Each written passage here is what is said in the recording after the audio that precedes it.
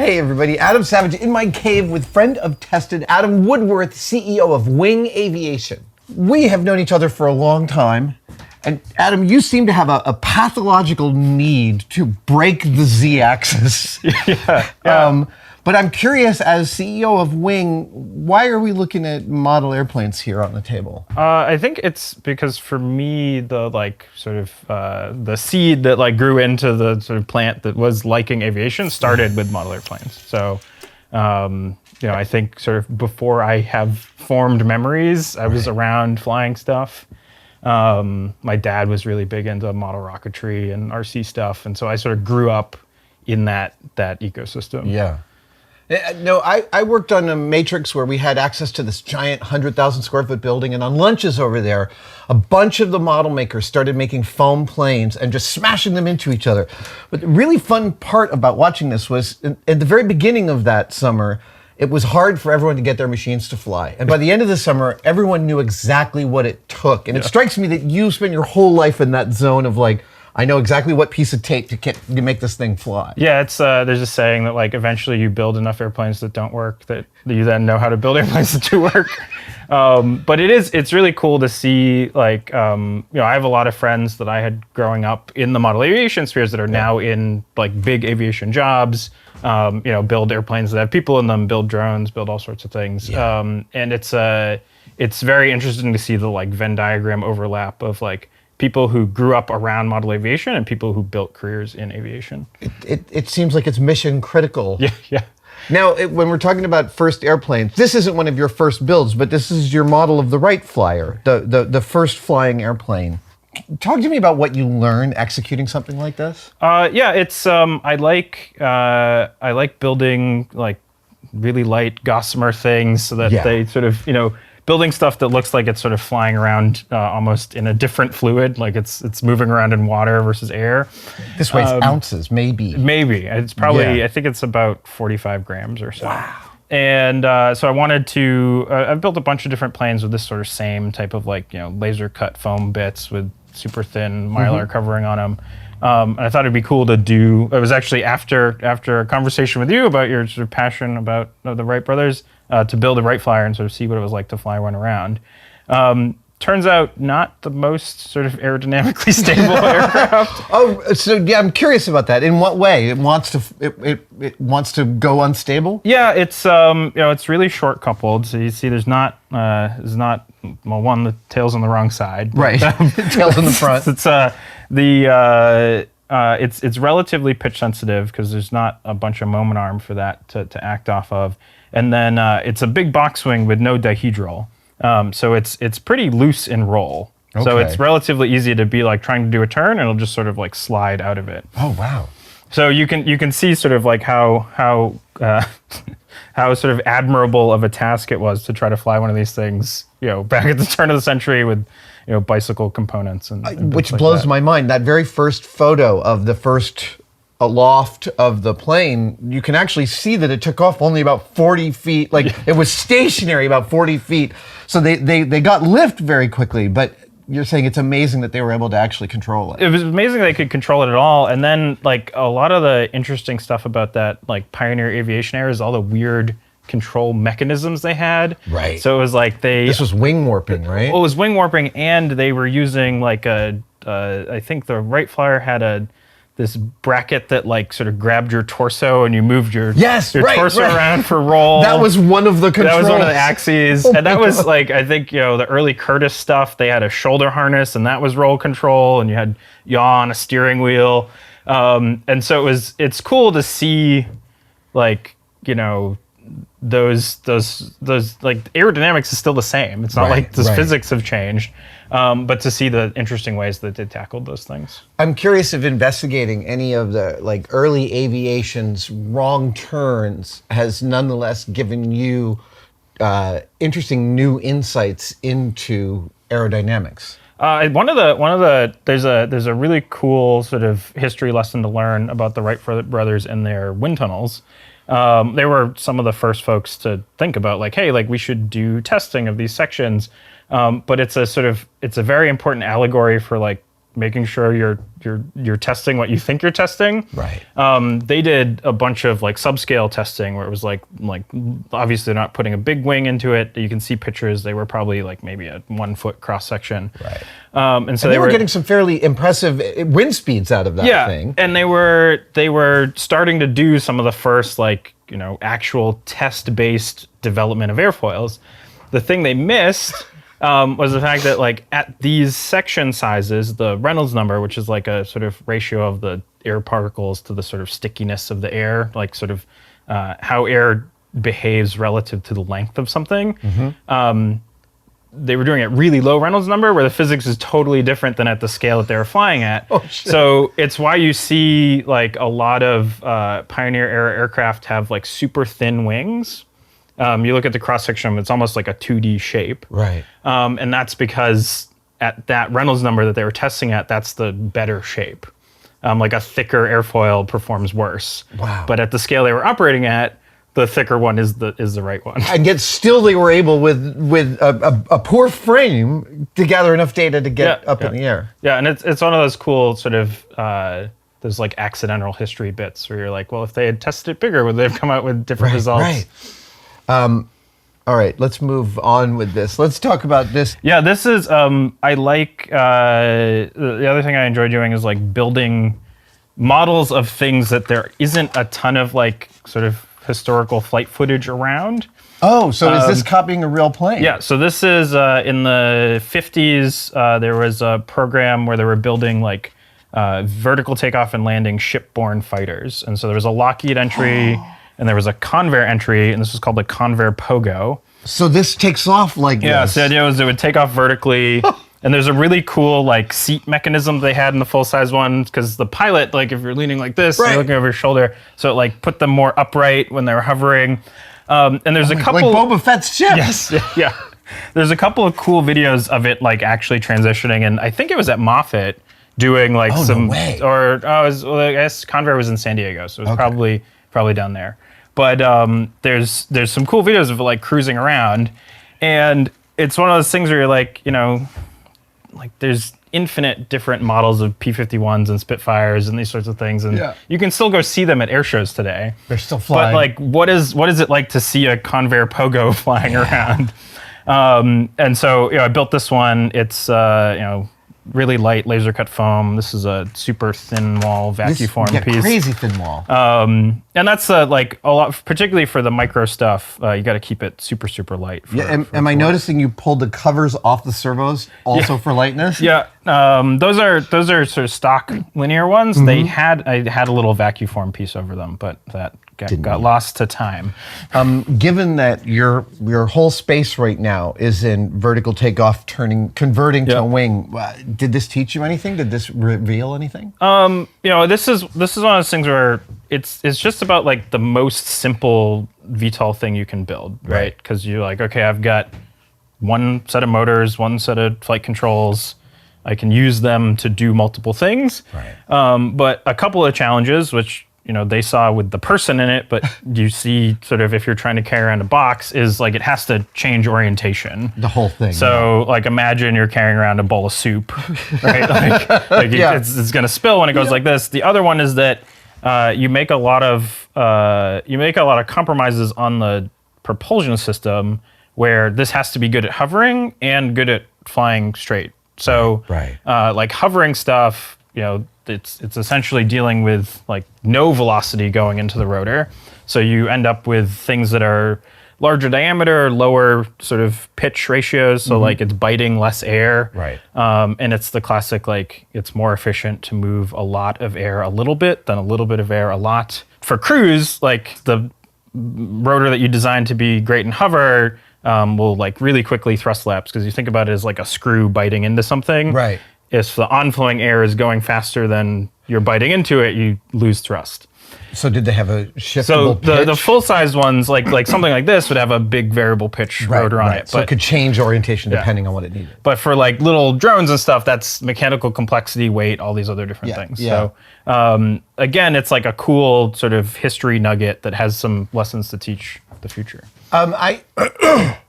when people ask me about like favorite things I've done in the past, I don't remember the projects as much as I remember the knowledge that came from those projects. And you're still iterating model airplanes all the time. Like you can't stop doing that. Yeah, that's for me. It's like so I'm a sort of went to college to study aerodynamics. A lot of my first jobs were like doing airplane design, and then when I first came to Wing, I came to be an airplane designer. Right. Over time, I did less engineering, more meeting attending, and like I use this as sort of my outlet to like keep the engineering skills sharp. Yeah. Like solve sort of interesting airplane problems that in my day job I used to do, but I don't do much anymore. I'm curious. I remember hearing something about this is going to seem weird that I'm going to do this, but there's a lot of stories about Adam Sandler being a pickup basketball player wherever he goes. And one of the things other players who play with him say is that he's got a great court sense and that he plays so much. They talk about it as like within basketball, if you play a lot, you have that kind of proprioception necessary to play. I'm guessing that building the models keeps you in that court sense about things that fly. Yeah, it's a very flattering comparison. But I think there's truth to that, right? Like if you, I've always said like, engineering is science in practice. Right. Right? Like that's the sort of definition of it. So if you're not practicing, like you're not going to be good at it. Yeah. And so I think like being sort of always having some element where you're still sort of touching the physical world, where you're still sort of dealing with the phenomenon that like you sort of encounter in the professional space. You do have that sort of like you're looking at something and you're like, I don't know if that's right, or like maybe it sort of continues to calibrate your gut so that and it's not like I'm gonna like look at some part of one of our new planes and be like, oh, that should be like 3 millimeters difference. It's more like a general like, hey, like have you thought about this, or what if we tried this other thing that I've seen work a long time ago. I think sort of keeping those knives sharp is a useful exercise. What's going on This here? is one of those examples of that like sort of intellectual sword sharpening. Growing up flying model airplanes, I got pretty deep into like, I really like aerobatic flying and like precision aerobatics, all sorts of stuff that like you'd go see at an air show full size. Yeah. There's a segment of model aviation that builds these like gossamer, very slow indoor aircraft to do super precise maneuvers. And like it looks like they're flying through jello. Like you should look up some videos. It's very cool stuff. There's a design trend there where a lot of the maneuvers you have to do are like rolling maneuvers. So it'll be like, okay, do a really precise slow roll, or do a slow roll while you're doing a circle, or do point maneuvers and all these other things. And so the like aerodynamic optimization you're trying to do there is build a perfectly neutral aircraft. Because if you think about like you're trying to do this like, the judges are looking at it and you're trying to do this very slow roll, you want it to appear perfectly axial. Right. And like no deviations in path, no deviations in sort of attitude of the aircraft. So when you say perfectly neutral, you mean it doesn't have a bias towards one orientation to the air? Yeah. Okay. Yeah. So like if you think about a regular plane flying around, like the wings are wings. Yeah. And aerobatic planes, they can fly what's called knife edge, which is basically like they can roll on their sides and they use the fuselage to generate the lift. Really? Yep. That's Okay, I didn't know that. and there's this is sort of where the hobby, the professional world, and sort of like the sort of understanding of aerodynamics over time all come together. The angle at which something generates a certain amount of lift is based on like the sort of, the section of the airfoil and all these other different pieces, but it's also based on the geometry of the wing. So it's why like sailplanes have really long skinny wings, and like fighter jets and things like that have relatively short stubby wings. You need to be at a lower angle for like a really long skinny thing to generate the same amount of lift as you need to be at a little stubby thing. So That's why the glider wings are almost straight. That's why they're almost straight. And this is called aspect ratio. And so higher aspect ratio things generate lift at lower angles than lower aspect ratio things. So when you apply this to the aerobatic plane, you have this really long skinny wing, and when you roll onto your side, you have a really stubby wing. Right. So you go from, even if you totally match the surface areas, like you had the exact same wing area as you had side area of the plane, you'd still need to, as you rolled, go to a higher angle of attack to make the same amount of lift. Gotcha. So that makes it harder to fly, that you can see as it's rolling. So I was like, what if you didn't have to do that? And this is not a very practical design, but it was like an experiment in that of like, what if you were radially symmetric? And I just want to point out that none of these wings have a wing type cross section to them. And this is like, flat plate surfaces can still generate lift. And that still generates enough lift. Yep. And so the idea here was like, as you rolled, there's no change in aspect ratio or projected area. Right. So you can roll completely axially. You can see as it flies around, you can just hold the aileron command, it'll just like spiral through the sky without any changes in attitude. Oh my God. And then it was like, okay, well, that's how do you practically fly this? Because this is like, you're familiar with like the visual cues of an airplane. Right. This has none. It's the same every way. It's the same every way. So this one, I clocked the tail like 45 degrees off of the wings. Right. So if you look at it down here, this is up.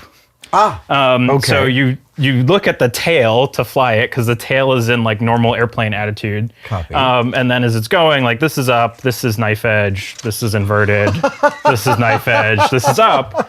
And it's both. I've found it's not going to like go win any aerobatic competitions because it's not super practical, but it is a really cool trainer for like how to fly those types of maneuvers. Because you have to rely on, like it can't just be like muscle memory of like, okay, well, I know that as I start rolling, I go up, down, left, right, up, down, left, right. You have to really think of like, okay, what is like, I can't rely on sort of my visual cues. What should the next right command be? So the other cool thing is it'll do, like since it has the same wing area as it has side area, you can turn without banking. Oh. So you can just give it like rudder commands and they'll look the same as pitch commands. So it's almost like a flying game of Snake. Like it's like makes perfect 90-degree turns in all directions. So this is almost aerodynamically neutral. Yeah, that was the goal. And it's a fun, like it's like an aerodynamic flying brain teaser. I'm amazed. I'm curious, do these ailerons actually flap or are they stationary? So wow. Oh, I see. Yeah, so the little linear actuators. You move one and the then others they're are linked together to move around. That is so clever. And then you don't have to do any weird mixing on the tail because the tail's in the normal airplane axes. So this is elevator, and you got your rudder separate from it. So that's amazing. And I've built a bunch of like different sized ones, and it's just a cool aerodynamic oddity. Has this, given that the goal of that type of light flying is an aerodynamically neutral plane, have people copied this design and messed with it? Not yet. Maybe that's telling me something of like it's not that great. There is, I have seen like sort of seeing more sort of like radially symmetric airplanes in some of these competition designs, and sort of like those general trends of like, it's not just about matching side area, you need to sort of stretch it so that it acts more like a wing than just a big surface area. Do you find yourself, do you gravitate now towards just super weird things that can fly? Yeah, that's I like to like make stuff that, one, it's like, this may be the only one that exists. Yeah. So having like weird one-of airplanes, and then I've gone down a few different rabbit holes of like finding historical aircraft that there's no flight footage of. Like it's like, and maybe there'll be like a grainy photo of like this one weird super short takeoff and landing prototype. Right. And then trying to build those and see like what it would have looked like. I was thinking about you because a video came up yesterday, slow-mo footage of a bee getting to the front of a hive and then taking off. And bees taking off looks completely. Actually, all beetles. To be fair, watching a The wings, ladybug's wings come out and the wings unfold, you must find some inspiration in watching. There's I went through a period of time where I was like super fascinated with butterflies. Because like they have very interesting wing structures, and particularly with like the fluid sacs in them that provide the rigidity and stuff like that. Oh, okay. And so I was trying to make like bio-inspired flying stuff, and it's super neat. There's a couple of other sort of like micro model aviation people that worked on that project where they built the tiny hummingbird, the little tiny one. And they're super cool folks that have also been in the RC space for forever. So, let's talk about this last one. Yeah. This seems in form factor to be the very closest to what you are currently building at Wing. Yeah. So this is a tiny version of our work airplane. The general theme of this one is you got a bunch of lift rotors. And those are separate from sort of your airplane pieces, so it takes off and hovers like a helicopter, and then you accelerate forward with a separate set of motors. And then when you get up to speed, these turn off. And that makes it much more efficient for flying. Much more efficient for forward flight, and it sort of builds in a bunch of redundancy because you're essentially carrying around a second airplane. It also lets you optimize, the hover stuff for hover and the cruise stuff for cruise. This was my attempt to see like what is the lightest version of that could possibly be built. This I think weighs a little bit under an ounce. Wow. A little under an ounce. And it started off life as like a off the shelf like slow flyer that you'd fly around in a space like this. And I did the sort of same thing that we do here of there's a hover set that's sort of glued to it. And then I had to one of the interesting things, which is why we have V-tails that are up, is so as you're hovering, these are creating downwash. So like they're taking air up here and they're moving it down here. As you start to accelerate, that wake is sort of coming off the back of the wing like this. Yeah. And that, if the tail is down where a tail would normally be, that impinges on the tail and it makes it like really hard to control pitch as you're accelerating. Because you're getting all this interference. Yeah, you're getting all this sort of extra downwash on your tail, so it reduces the effectiveness of the tail. And so for VTOL planes like this, like one of the big design considerations is like the dynamics in transition. So as you throttle up, like, are you making sure that like it can still maintain trim, that it can sort of punch through that weird wake environment? And for this one, I had to move the tail up high so that it's totally out of the downwash of the props. The original one was down low, and as you were accelerating, you could see the whole tail bend down. Wow! Because you were trying to pull that through the wake of the props. So this one will hover around, and then you can throttle up and cruise around like a plane, and then stop and hover it again. And is this like glued piano wire? This is like, I think it's like 1/2 mil carbon fiber rods. Oh my gosh. And then you sort of lash them together for the joints. Oh, okay. A little thread and CA and then glue or CA, something. yeah. Okay. You also seem agnostic as to how far you have to throw to operate ailerons. Like you've got a real long throw. Yeah, for those. it's like you think the forces are so low, right? Like I mean, I can sit here. This and flies move really slowly. really slow. And so you don't need like push rod guides. There's sort of interesting allegories in the small stuff that applies to like the bigger planes we build. Is like every gram matters. Right. And at this stuff, like every 1/2 gram matters. And training yourself to think in those grams. Yeah. And so you'd think like, oh well, like maybe I should add a push rod support here because I don't want this to move and affect pitch trim. And you add that, and that's like another 1/2 gram.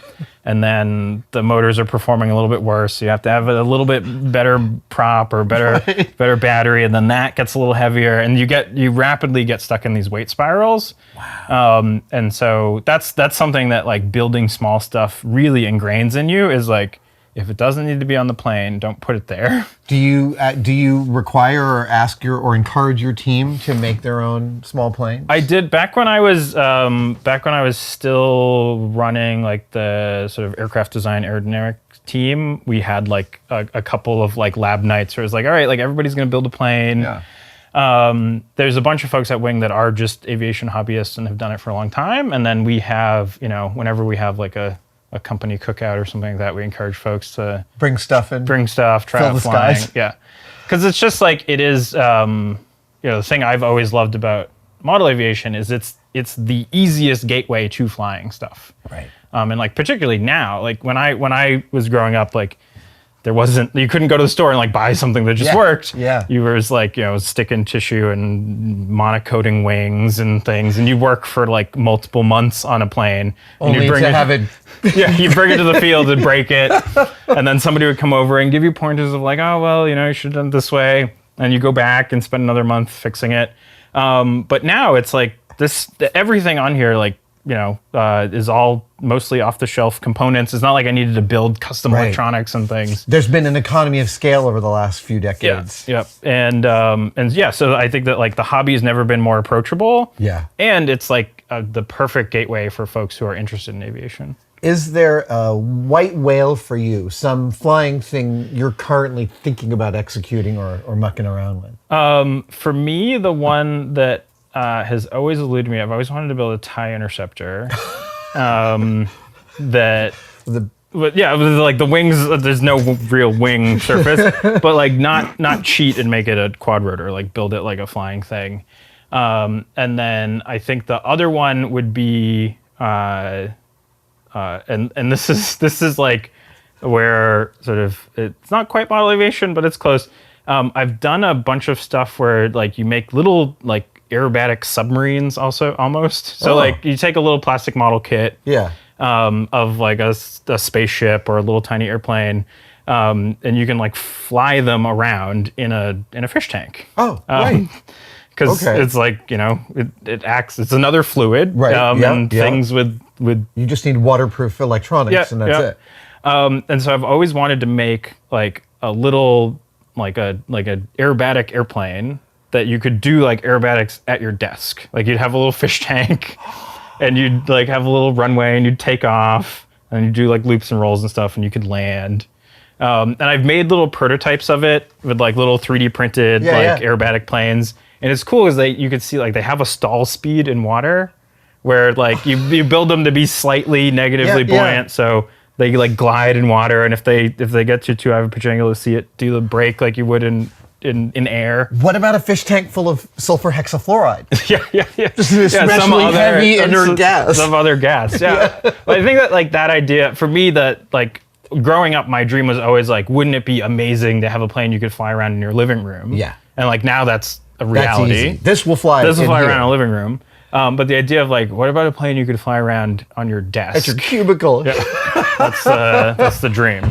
Adam, it's just so inspiring, and I love how connected you and the team are to play. Yeah. That seems like a value that you guys really hold. Yeah, I think it's the classic, like, you're gonna spend a lot of time at work. Might as well be something you enjoy doing. But again, it gets back to that. For me, it's always like good engineering is science in practice. And so you have to practice. Right. Which means you have to fail. You have to screw things up. You have to build stuff that doesn't work. Yeah, you have to build a lot of airplanes that don't work to build airplanes that do work. You've got to build that intuition around what makes sense and what works. Amazing.